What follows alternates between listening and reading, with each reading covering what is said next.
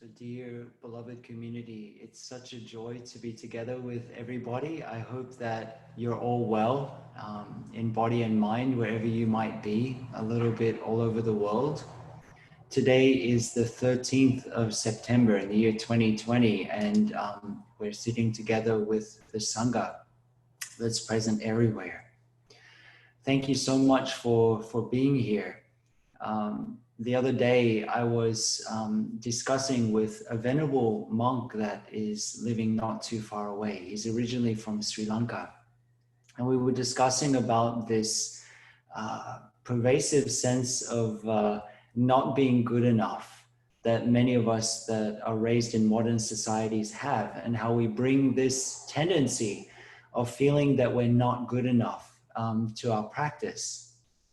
And I was talking with him about the practice that I recommended to everybody a number of months ago, which was a practice that the Buddha recommended in the texts after the recollections of the Buddha, the Dhamma, and the Sangha, and our generosity, to recollect our own good qualities.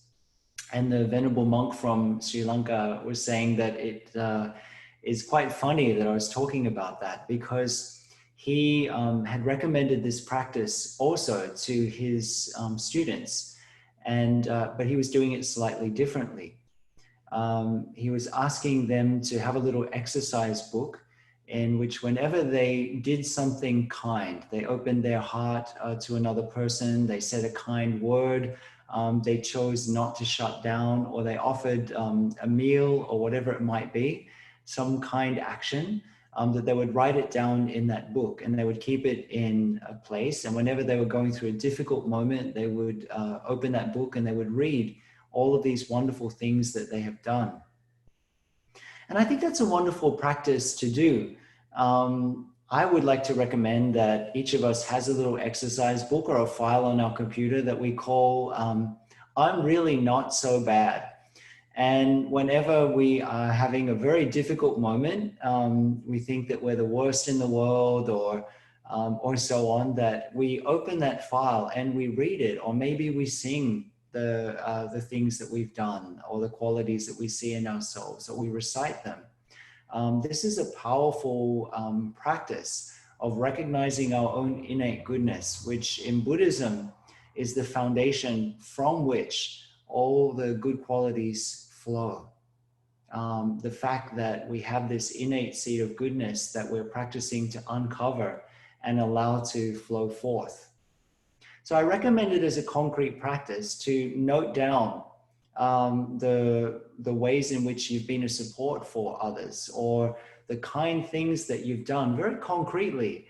And then over time, you'll fill up a digital file, or you'll fill up an exercise book with those qualities, and it'll be such a support, such a wonderful thing to read. And then it becomes very difficult to doubt the fact that you have this wonderful seed of goodness. I'd like to recommend it to everybody. Over the past 2.5 months, while we've been considering the Noble Eightfold Path and the Four Noble Truths, we've been focused on delving deeply into each one of these aspects, the aspects of the Noble Eightfold Path and the Four Noble Truths. And I realized that it might be a nice idea to have a look at why we use the word noble to describe the 8 aspects of the Noble Eightfold Path and the Four Noble Truths. The word noble, even though I haven't really mentioned it up to now, is actually quite key.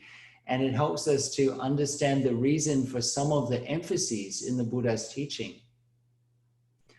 The word noble is used by the Buddha to describe a particular type of practitioner. The type of person, the type of practitioner, which is the whole purpose of his teaching in order to be able to generate. A noble person, excuse me, a noble person in Buddhism is not considered noble because of their birth, or their status, or how many possessions they have, and so on. but rather it's someone who realizes the truth of the Four Noble Truths for themselves in the heart of their own lives as an insight, not as an intellectual exercise. It's only when we realize that, even to a small extent, that we can be called noble, when we've grasped the reality, not the theory, but we actually see the operation of the Four Noble Truths for ourselves in our lives. If we want to understand the ways in which the Noble Truths nurture this sense of nobility in us, then it might be helpful to reflect on the four concrete tasks or practices that the Four Noble Truths invite us to put into practice. The first Noble Truth, which is the truth of suffering, of dukkha, is to be fully understood. The task or the practice that it offers us is of full understanding, of seeing our situation clearly. A hallmark of a real practitioner, a person that's truly devoted to their transformation, is that we don't allow ourselves to be swept away, but we practice to look at and to understand the nature of things, suffering, happiness, and so on from within. The second Noble Truth of the origin or cause of dukkha, of suffering or unsatisfactoriness, invites us to concretely practice letting go, of leaving behind. A noble practitioner is one who practices to recognize and not be dazzled by the three strands of thirst, of craving, or tanha, as we spoke about last week, and is practicing to the best of their capacity to be able to let go rather than to hold on, to leave behind. There was an interesting question that was raised in the Facebook group over the past week. So what's the cause of craving? The Buddha, very briefly, the Buddha shares with us that the first cause of craving, the first cause of this round is ignorance. And so as meditation practitioners, we're devoted to transforming this deep root of ignorance, of not seeing clearly. The third Noble Truth, which is the reality of well-being, the reality of happiness, the fact that there is an end to unsatisfactoriness or suffering, invites us into waking up and realizing what needs to be done by us. Of course, by others. And again, we're pretty good at that. We know what needs to be done by everybody else. This is not the main focus of the Third Noble Truth. The main focus of the Third Noble Truth is what needs to be done by each one of us. This is a realization, not a to-do list. Once we understand deeply or even superficially the inner or outer nature of this round of samsara, that it's not something that happens to us, but something that we're constantly, actively, and honestly, quite diligently co-creating, then our orientation begins to change. It begins to shift away from what Tay described to me as small comforts to the big comfort. There's this deep sense of, oh, this again. And then finally, the fourth Noble Truth, which is the Noble Eightfold Path. And it invites us into applying these insights and concretely developing them in 8 areas of our life. Why don't we enjoy a sound of the bell?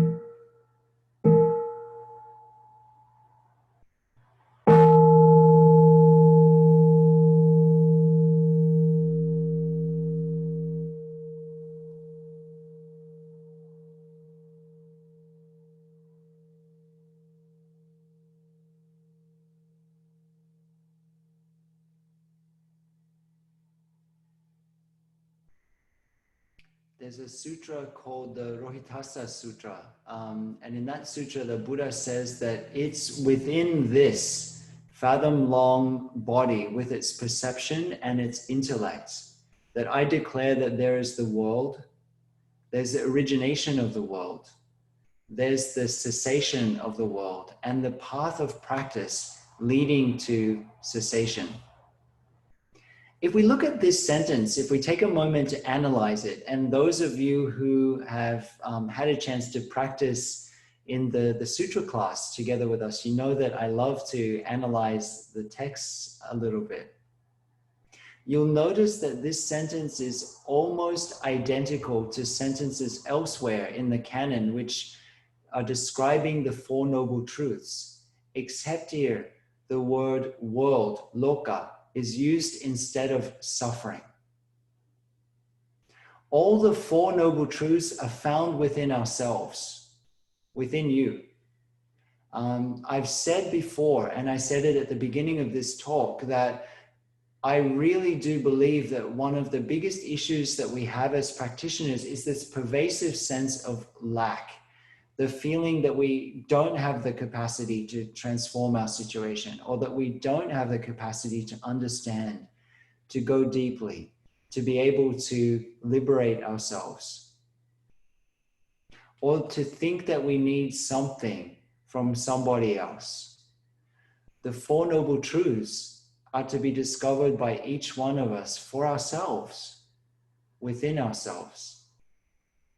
So please, if you care for yourself, if you love Thay, then today, not tomorrow, not next week, today, right now, in fact, spend some time and acknowledge to yourself that you can do it. You have the capacity to do it. Take ownership and stop running. We need to stop thinking that the truth is out there, or that ultimate causes and so on are out there somewhere else. The truth is out there might be a catchy phrase from the TV series The X-Files. It was really popular in the 90s. There even people had t-shirts that said the truth is out there. But the Buddhist equivalent would be to say the truth is right in here. The truth is in you already. Now, as practitioners, we need to get to work and to discover this truth for ourselves. This is not hard labor. It's a delight, and it's the work, the real work of each and every moment. We tend to be caught in pairs of opposites, things such as suffering and happiness, liberation, samsara, this idea of this and that. These we call conventional designations, and we know that conventional designations can never describe ultimate reality because they're always based on concepts, and concepts can't ever accurately or even closely describe reality. We can look at the third noble truth as the reality that well-being is possible. Also, it can be seen as liberation is possible, or nirvana. Nirvana is beyond all terms of duality and relativity. In fact, it's said in the text that here the four elements of solidity, fluidity, heat, and motion have no place. The notions of length and breadth, the subtle and the gross, name and form are altogether destroyed. Neither this world nor the other, nor coming, going, or standing, neither birth nor death, nor sense objects are to be found. And then in the text it said, and what is the noble method that's rightly seen and discovered by discernment? This is the case where a disciple of the noble ones notices when this is, that is. From the arising of this comes the arising of that. When this isn't, that isn't. From the cessation of this comes the cessation of that. And we've explored together deeply the reality that nothing can exist by itself alone. Everything is constantly in a state of co-arising, both within and around. So the third noble truth, realizing well-being, which is called in Pali nirodha, or cessation, release, emerges directly from the second noble truth, which we explored together last week. The realization that the transformation of suffering, the transformation of this unsatisfactoriness, this dukkha, comes with letting go of clinging, of holding on and identifying in its three forms. Hopefully this past week, you've had some time to explore clinging and letting go on the macro level with situations outside, and on the micro level with situations inside. And each week we've been looking at the three turnings of the wheel with each of the noble truths. So the three turnings of the wheel with regard to this third noble truth this evening are the first turning of the wheel, which is recognition within oneself, the recognition that well-being is possible. We've seen a situation of suffering, of unsatisfactoriness or dukkha within our experience. We've practiced to understand that there's a cause, and we've identified that there's a cause, a concrete cause in our life. And then now there's the recognition coming from within us that it's possible to transform this situation, that well-being is possible. If this is, then that is. It's possible to transform this situation. That's the first turning of the wheel. The second turning of the wheel is that well-being should be obtained. I want to be happy, in simple words. I would like to be happy. I would like to transform this suffering. And then the third turning of the wheel is the realization. When it comes to its full fruition through one cycle, that well-being has been obtained, that this aspect of suffering, this situation has been transformed. As we've spoken of before, when we bring mindful attention to our experience, we notice that there's always a feeling tone that is almost automatically associated with an experience, a tone of pleasant, unpleasant, or neutral. That tone called feeling in the Pali Canon, which is distinct from emotions, usually triggers tandha, craving or thirst, in one of its three strands, which tends to give rise to clinging, which, as we explored last week, co-arises together with this sense of unsatisfactoriness, this sense of dukkha. And as we become more sensitive and aware and develop the capacity of bare awareness, rather than getting caught up in story and interpretation, we simply note the feeling tone, and we begin to notice our automatic responses, which interrupts this pattern of suffering, this pattern of samsara. We're not trying to change the feeling tone itself, but we are trying not to react to it through one form of clinging or another.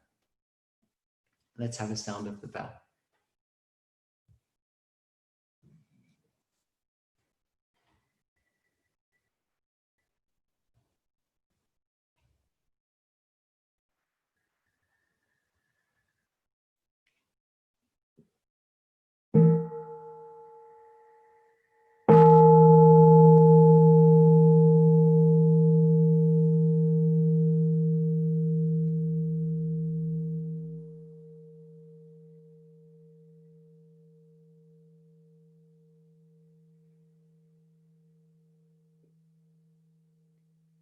Our habit of clinging, our habit of grasping on desperately to ideas or people or situations or position in order to give us any form of security.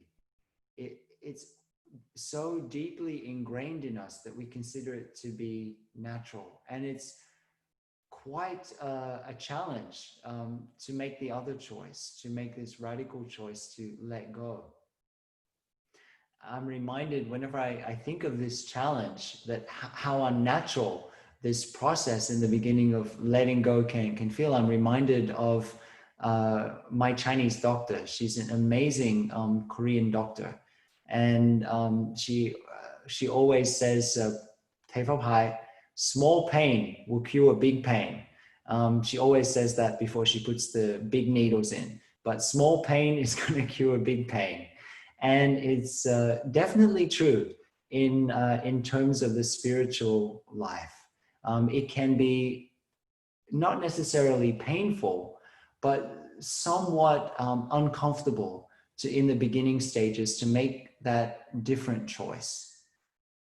But after a while, we discover that everything seems to be upside down. The things that we used to consider to be happiness are not happiness at all. The things that we considered to be blissful or freeing are not those things at all. That in fact, by making the choice to let go, of making the choice to go a little bit more deeply, that we begin to see things in a completely different way.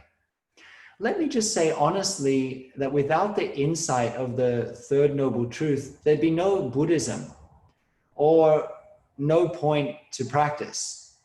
If the Buddha had only realized the first two noble truths, that there's suffering and that suffering has a cause, that would be a bit depressing, wouldn't it?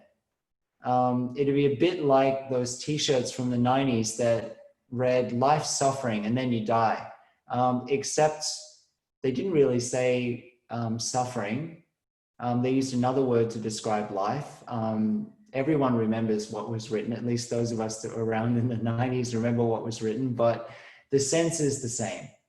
People who have the idea that Buddhism is about being bummed out all the time haven't yet moved on from the first noble truth. The third noble truth is the insight that it is possible for each of us to transform our situation, to transform our individual and collective pain into wisdom and insight. Remember that with the insight of Buddhism, the insight of non-duality, the idea that wisdom and insight is somehow completely separated from our everyday humdrum existence is a completely mistaken view. This is what the Buddha discovered, that there is an end to suffering, to this unsatisfactoriness, and that anybody, anywhere, here and now, you can experience the end of suffering, which is well-being. I actually find it a bit strange, but of the Four Noble Truths, this third noble truth, the ending of suffering, is the one that's spoken about the least. It's often glossed over, actually, except by Tay, who really emphasized well-being. The main reason that many teachers give for focusing on the first, the second, and the fourth noble truths is, of course, that everything contains everything else, but that the third noble truth, well-being, is the result of applying the practices correctly. It's the result that we can expect if we apply the Noble Eightfold Path and the insight of the other noble truths correctly. When we practice, well-being becomes possible, and not only possible, but experienced. And also, there's the thinking that by focusing on root causes, the root causes of situations, that the results will show themselves fully to the practitioner, to each of us.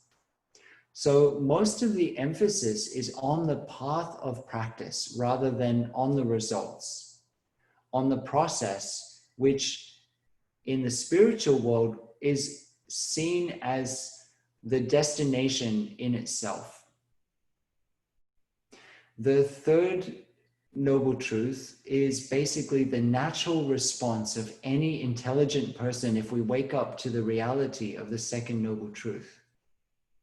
If we see the causes of our suffering, our thirst, our craving arising from this mistaken sense of lack, which has its root of ignorance, delusion, which, as I shared earlier, is seen to be the first cause. Then within the second noble truth, we practice to abandon it. Or as some of my young friends would say, just walk away. We walk away from thirst for sensory input, thirst for becoming, or the thirst to get rid of something. The third noble truth is just that.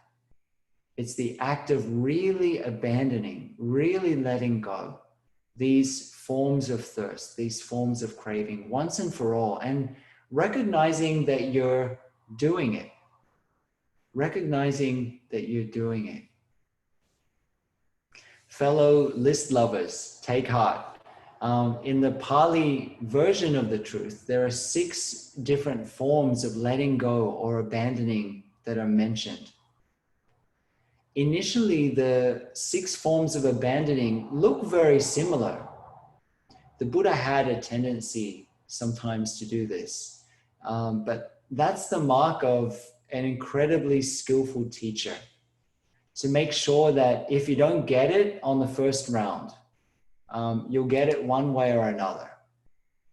The 6 steps of abandoning are, well, first of all, viraga, which is dispassion. The texts talk about 2 different ways to develop dispassion for craving or thirst, this sense of disinterestedness in craving or thirst. One way is to simply turn to look at the craving rather than to just mindlessly react from it. To turn around and to look it in the face, to call it by its true name, maybe to smile to it. And then we often notice that this passion for whatever object is calling our giving rise to this craving or thirst tends to diminish. The other way is to apply the 4 right efforts. When we notice that there's one of those 3 strands of thirst arising, to give rise to the practice of the 4 right efforts. Actually, what the Buddha would say is that while, of course, we have all of these different passions, these different cravings, what we're actually passionate about, what we're actually passionate for, is our craving. We identify with it on a very deep level. Sure, we crave things, but we like our craving even more than we like things or objects. We might crave sensory input, for example, but what we really feed off is the thirst for that. And so first we have to learn how to not keep feeding it. And most importantly, not to feed off it. I've spoken in the past about disenchantment. Viraga or dispassion, which is one of the 6 forms of abandoning or letting go, comes right after disenchantment. And I've always loved to see disenchantment as that moment when you wake up and it's like the scales have fallen from your eyes and everything, the magical situation that was going on, the illusory situation, you see it for what it is. And then, so right after that, there's this sense of being sick and tired of feeding off the issues that our own mind produces. We become tired or bored with living in our own constant soap opera, our own constant drama, the drama that we create within And if we have drama within, we create drama around. And this is drama with a capital D. I think I mentioned it, that Dharma with a capital D would be a good title for a book. Well, this is drama for a capital with a capital D. This quality of disenchantment is a beautiful quality that arises when we begin to see that the things, whether they're objects, ideas, or so on, that we've been feeding on, don't really satisfy us that much, just for maybe a short period of time, but then we're right back where we started again. The second of these aspects of abandoning or letting go is nirodha, cessation. When we don't have so much passion for these things, these dramas and so forth, we stop producing them. We're not giving them fuel. We discover what their fuel is and we cut off the source of nutriment to them and they sputter to a stop eventually. Might take a couple of seconds, it might take a couple of weeks, it might take a year. Because there might be a little residual fuel still in the pipes. But eventually they sputter to a stop. And this is what's called cessation. The next two qualities actually go together. It's tago, which is giving back, and patinisago, which is relinquishing. These qualities are realizing that we've been holding on to things that weren't ever really ours to begin with. And so we offer them back. This energetic offering them back. We offer them back with an open hand, like a return to sender. There's that old saying, you'll have to pry this so-and-so from my cold, dead hands. Well, these qualities are not that. They're probably the exact opposite of that. This is a moment of realizing that you no longer want this. You no longer need this. It's not serving anymore. And so this relinquishing, returning to sender, putting it down, leaving it be is a beautiful thing. And then mutti is the next quality, which is you release it, you release. This is one of the most interesting aspects of abandoning, or at least it is for me. So far, actually, we've been hanging on to our craving. We've been milking it for everything we think we can get. With mukti, we let it go. We give it its freedom. And when we give it its freedom, when we just release this struggle, we release the craving, we let it go. It's then that we're free. There's no more struggle. We're no longer burdened with fighting against it or looking after it. It's just this, at that moment, that stage of abandoning, it's just this releasing it, completely letting it go, no more struggle.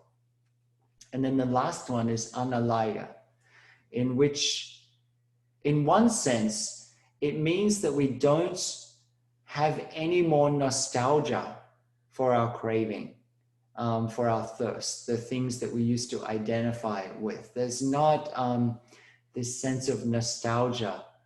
We've let it go. We know that we've let it go. And you know what? Actually, we don't miss it. Sometimes when we let go of an object of craving, an object that we identified with, an object of our thirst, we really miss it. And we're quite ready to pick it up the next time around. We still feel some nostalgia.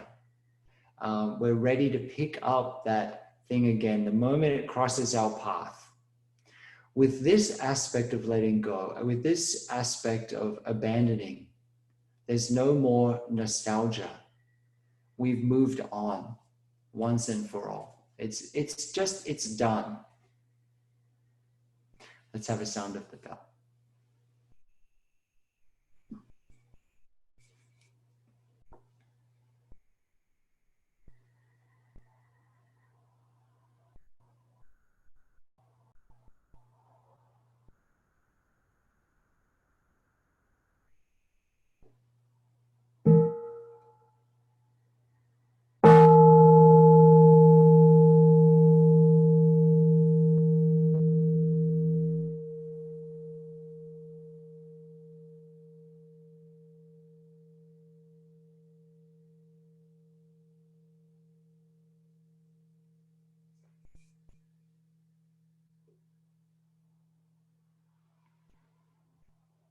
nirodha, cessation or well-being in terms of the third noble truth is also described as nirvana or liberation.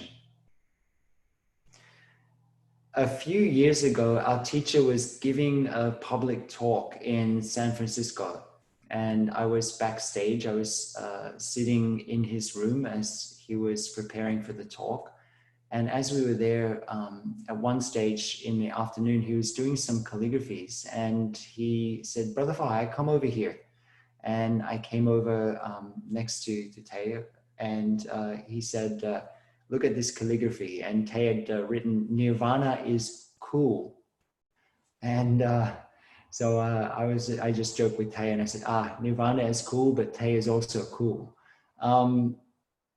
Nirvana is cool. Nirvana means cooling down the flames, cooling down this continual burning, this world of heat. A couple of weeks ago, we had a young friend staying with us. Many times a day, that young friend would say, "Cool, cool, cool." And it actually became our weekly practice focus here in Mountain Spring. We'll often have a focus for our week. Cool, cool, cool was what we practiced here in Mountain Spring. Cool, cool, cool in each moment is nirvana. Although we don't want to get caught in concepts, and we definitely don't want to create another t-shirt about this, perhaps we could describe nirvana as effortlessly cool. The Buddha said and demonstrated through his own life that nirvana can be achieved in our own lives while living. It's not a place to go to after death. It's not a destination. There are some very popular but inaccurately phrased expressions like the Buddha entered into nirvana or parinirvana after his death. And I feel that these have fed into some mistaken views about nirvana. The moment that we hear the phrase that the Buddha entered into nirvana or parinirvana, we think that nirvana is a destination. We think it's a state or it's a realm as we understand it conceptually. Nirvana is not the result of anything. If it was a result, then it would be an effect which is produced by a cause. In that case, it would be produced by something, and anything produced by something is conditioned. As in Buddhism, we understand that there's conditioned co-arising. Nirvana is unconditioned. It's not considered to be produced by anything. It's not a cause, and it's not an effect. It's beyond cause and effect. Truth or reality is not a result and not an effect. So this is the third noble truth, the truth of well-being, the truth that well-being is possible, that we can transform our situation. And the way to transform the situation is by putting into practice the fourth noble truth as it speaks to our situation. And the fourth noble truth is, of course, the Noble Eightfold Path, which we looked into in a lot of detail over the past 2 months. And so with this talk this evening, we're coming to a conclusion of our series on the Four Noble Truths, since the fourth noble truth was already spoken about.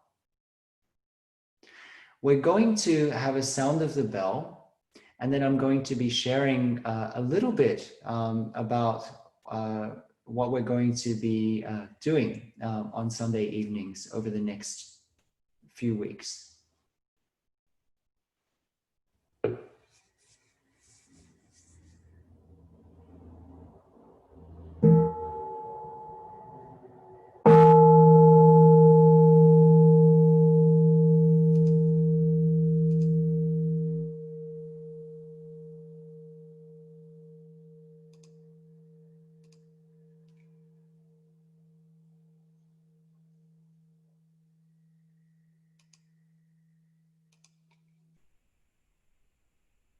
So dear beloved community, it's been such a wonderful blessing for me to have the opportunity to have been able to share teachings every week for the past 6 months or so. I've enjoyed the journey so much and will continue to do so. As many of you know, I have a number of health issues. And so due to some health issues that I'm currently experiencing, I will be giving talks only every 2 weeks from now on, so that I can take a little bit of care of my physical health over the next period of time. So although we will continue to be meeting each Sunday evening, I'll give a talk only every 2 weeks, and we will sit together and have another activity in the intervening week. So next Sunday evening at 7:30, we will sit together, but there won't be a Dharma talk in this form that will be live streamed. Rather, those who would like to participate on Sunday evenings can join at 7:30, and we'll have the activity in the Zoom room at the usual time. So I look forward to continuing to practice together with everybody, and I look forward to continuing to be able to offer talks for as long as they're helpful. And I shared, when I made this announcement in the Compassionate Ocean Sangha last week, I shared that please don't be alarmed that it's because I've run out of topics to talk about over the past 6 months. There's a lot of topics to talk about. It's more just being able to have a little bit of time to allow the treatments to sink in over the next couple of months. So dear beloved Sangha, I wish everybody happiness and the root of happiness. I wish that each of your coming days be a blessing, and that you be held in safety and you be held in joy. And I look forward to seeing you all next Sunday evening. Perhaps we can end with the sound of the bell.